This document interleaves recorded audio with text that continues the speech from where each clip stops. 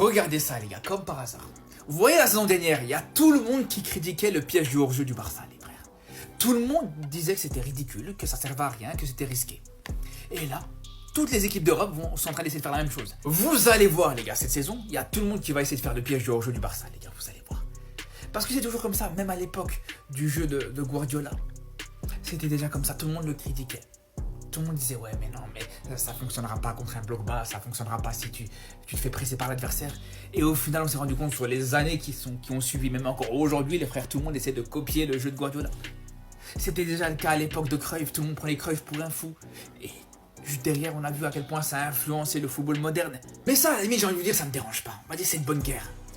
Mais là où ça va me déranger par contre, je vous le dis tout de suite les frères, c'est tous les pseudo-journalistes, commentateurs, tous les... qui t'ont critiqué le jeu du Barça et qui se sont moqués du piège du hors-jeu du Barça. Mais quand ça va être d'autres équipes qui vont le faire, ça va être du génie. Waouh, incroyable, magnifique, c'est le football qui avance, le football moderne. Voilà, vous allez voir les gars, je vous préviens les frères, c'est comme ça que ça va se passer. Les gars, regardez l'entraînement de Tottenham. Regardez ce qu'ils apprennent à faire. L'influence Hansi Flick, les gars, ça commence. C'était sûr que ça allait finir par copier, les gars. Ça apprend le piège du hors-jeu comme le Barça. Hansi Flick a matrixé l'Europe, ça commence. Ce système du piège de hors-jeu que Flick a instauré expose l'équipe à se prendre de nombreux buts. Mais jouer aussi haut expose l'équipe d'en face à se prendre aussi beaucoup de buts. Et ça, faut en mettre plus que les adversaires s'ils t'en mettent pas hors-jeu. C'est ce que le Barça de Flick a réussi à faire la saison dernière avec 139 buts marqués en 45 matchs, toutes compétitions confondues. Donc je me pose la question, est-ce que Tottenham est prêt à encaisser des buts parce que certains ne seront pas hors jeu forcément comme le Barça l'année dernière? Et est-ce qu'ils ont les joueurs pour en mettre beaucoup plus comme le Barça l'a fait? 2015-2016, 2016-2017, 2017-2018, 2018-2019, 2019-2020, 2020-2021, Europa League 2021-2022, Europa League 2022-2023, 2023-2024, 2024-2025, 2014-2015. Il y a une hypocrisie sur internet que je déteste, c'est que lorsqu'il faut vanner le Barça et dire que ça fait 10 ans qu'ils n'ont pas gagné la LDC, il y a du monde. Et c'est ces mêmes supporters qui te diront quand ça leur chante, tu supportes le Barça par facilité. Dans tout ce que je vous ai montré que ce qui s'est passé en Ligue des Champions. Mais entre temps, je pourrais très bien vous parler du départ de Neymar qui a totalement bouleversé le club, de Bartomeu qui a détruit le club, qui fait qu'on est endetté et qu'on peut pas recruter comme un grand club.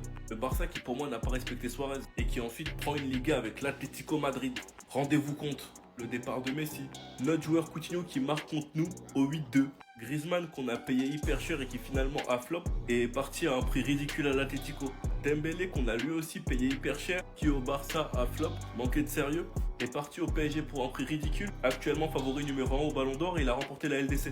Bilbao qui nous fouette l'année dernière et gagne la Coupe du Roi et qui nous climatise 2 étés d'affilée au Mercato. J'ai même pas envie de vous parler de la saison 2021-2022. Et la petite cerise sur le gâteau, sur les 10 dernières années, j'ai vu mes rivaux remporter 5 Ligues des Champions. 5!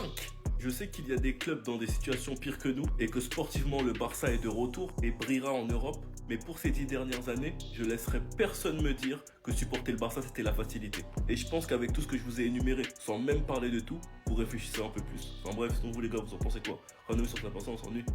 Regardez, on dirait bien que Bellingham a volé la célébration de quelqu'un. J'ai pris le TikTok pour vous montrer. Regardez. Regardez la petite célébration là. Regardez. Bellingham, viens t'expliquer. Viens t'expliquer, Bellingham. Viens t'expliquer. Messi ne fait pas de célébration. Soit il fait des célébrations Marvel pour ses enfants, ou il rend hommage à sa grand-mère ou à Maradona. Mais, petite célébration, Messi a fait là. Bellingham, tellement il est fan du Barça, il est venu voler. Et puis aujourd'hui, il se met, il fait ça là encore. Donc c'est Messi qui a fait la célébration là quoi. Ciao! Non, Bellingham c'est un voleur. Bellingham c'est un voleur. Réal de penalty. Les arbitres corrompus. Il vient nous parler de classe avec Modric et Iniesta. Faut arrêtez de nous fatiguer dans les commentaires. Hein. Que Modric. Où est la Coupe du Monde? Où est la Coupe du Monde de Modric? Une légende. Il est quelle légende? Petit ballon d'or volé là même là. Messi ne fait tellement pas de célébration que quand il célèbre, vous venez voler sa célébration. Hein? L'autre, ça va faire sur le Galatasaray, ils sont en train de créer quelque chose de très très fort. Regardez bien ce qu'ils sont en train de leur faire faire. Vous allez le voir avec Osimhen juste après. C'est en plein milieu du stade, devant tous leurs supporters, qu'ils ont décidé d'acter leur signature et les faire signer. Parce que très peu de personnes actuellement ont suivi ce qui se passe réellement là-bas. En passant par ces deux signatures, mais surtout celle d'Osimhen, où Galatasaray a dépensé pas moins de 75 millions.